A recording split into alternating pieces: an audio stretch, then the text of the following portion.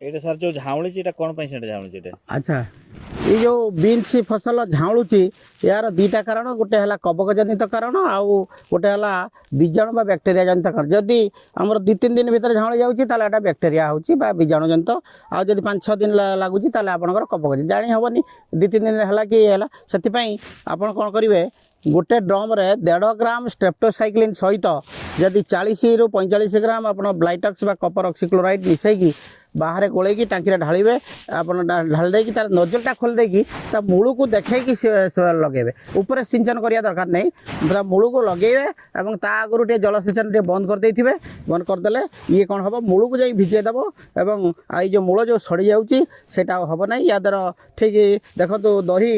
पूज्य भलिया बाहरची ये बीजाणु जनित झाउला रोग तेणु यही जदि आप दरकार पड़े यही स्ट्रेप्टोसाइक्लिन सहित कपर ऑक्सीक्लोराइड की जदि 2 थर दबा पड़ो 15 दिन पर पुणी आउ थे दबा पड़ो आ नोजल खोली देकी मूल को देखेबे ऊपर स्प्रे करेंगे ना 15 दिन हेले धर पानी सुखी 15 दिन पर देले गछ रहइबो ना पानी दबा पड़ियो ना गछ पानी मझिरे देखिए आपण